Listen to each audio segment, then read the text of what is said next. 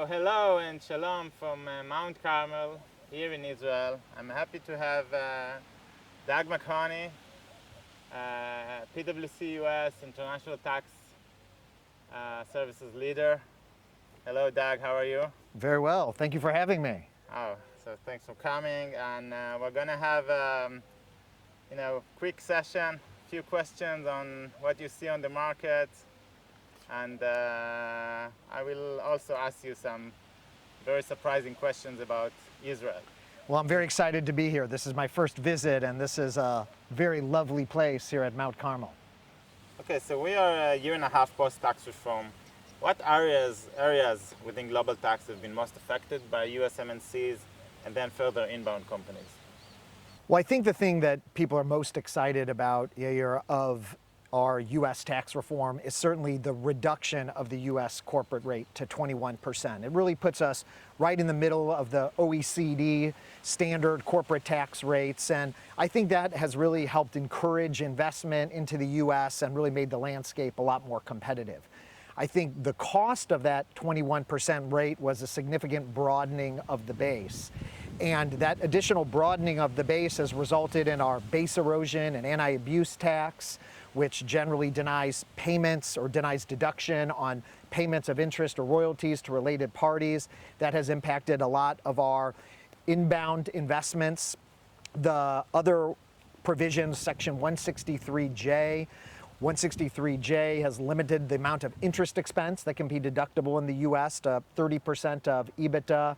And then last, but of course not least, is those U.S. companies with foreign subsidiaries under the U.S., our new global intangible low-taxed income.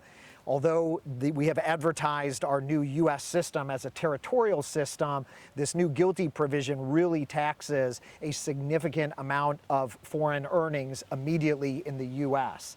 And this new landscape has really changed the game for companies and advisors with respect to how we structure things. You know, one of the biggest industries here in Israel is what we like to call the high-tech industry. Some of the most impactful U.S. tax reform provisions to this industry in Israel include the BEAT, the base erosion anti-abuse tax, the GILTI, global intangible low tax income provisions, and also some provisions with respect to capitalization of R&D expenses when the R&D is done outside the U.S. So everything seems to be very significant, also from a cash flow perspective.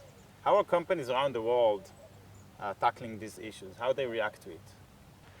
Yeah, this BEAT provision is really impacting R&D centers that are taking place outside the U.S. So I mentioned interest and royalties as deductible payments that are potentially subject to this new provision. Well, it's really any deductible payments. So payments for services, payments for R&D. And what I think one of the things that's the most interesting about the base erosion and anti-abuse tax is that it doesn't only apply to inbound companies, it also applies to U.S. outbound companies.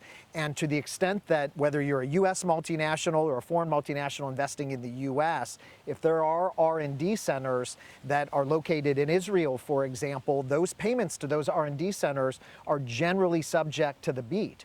And so what companies are looking at is, can they restructure operations? Could they potentially check the box to avoid having to change the R&D centers? Because I think that most companies do not want the tax rules and the tax law to dictate how they operate. And I think this base erosion and anti-abuse tax really makes things difficult, particularly for those Israeli companies that are doing R&D in the U.S., where the U.S. is making those deductible payments. What do you think are the biggest pitfalls that the large U.S. MNCs and inbounds could be facing? Well, I think one of the pitfalls, Yair, is that our clients and even us, we spend so much time thinking about and talking about U.S. tax reform. We need to remember that, as you mentioned, the laws are changing all around us. The anti-tax avoidance directive in the EU, all member states will be required to implement ATAD 2 by the end of this year. So that really is going to change the game on payments to and from EU member states with respect to hybrid payments or hybrid entities, amongst another of other provision, exit taxes, et cetera. And so I really think that will change the game.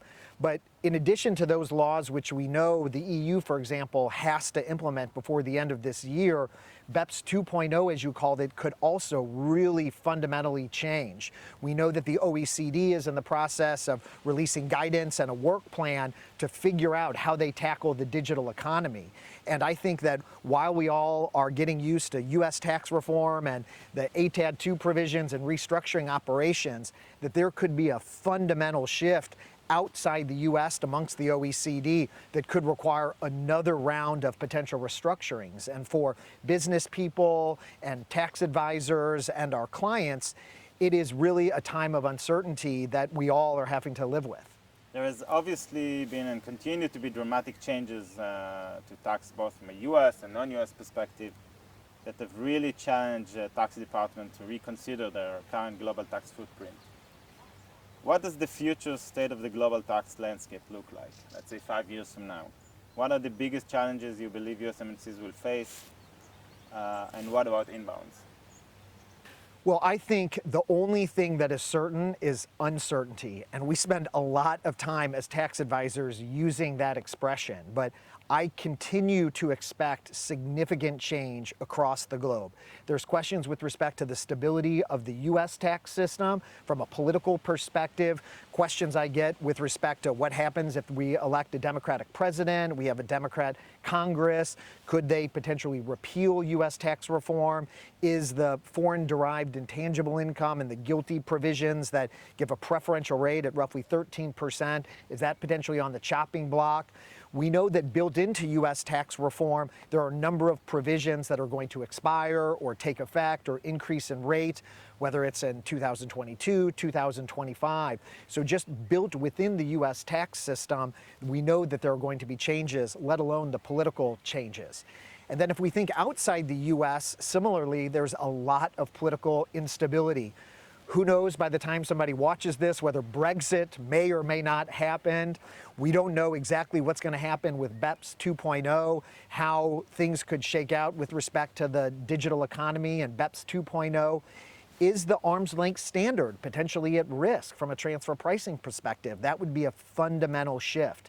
And so I think what's difficult and challenging for our clients is trying to manage things in an uncertain environment. And I think the advice that I would give is trying to explain to management, trying to explain to audit committees, trying to explain to the various stakeholders the uncertain environment that we have. And a lot of the tax structures that survived for 10 years, I just think that the stability is not there, and that we should not expect whatever structures that potentially get built, that those could be impacted in 2 to 5 years. We should definitely continue to team with our clients. And now last question, Doug. You know, this is your first time in Israel.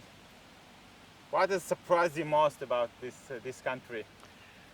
Well, I've had the opportunity to meet a number of people and have really enjoyed my time with the Israeli people. And I think the thing that has really surprised me the most is in the U.S., I am often referred to as one of the most direct people. And when I came to Israel, I was a little surprised to find that people might actually even be more direct than I am. And I really welcome that, and to have the opportunity to converse and relate and spend time with our fellow partners as well with our clients. You know what people are thinking around here, and that was a little bit of a surprise to me because that's how I act in the U.S., and I've been very welcomed by the Israeli people and have enjoyed the directness of the interactions that I've had with them. It's great to hear. So thanks again for coming, and wish you a safe trip back home. Thank you for having me. Thank you.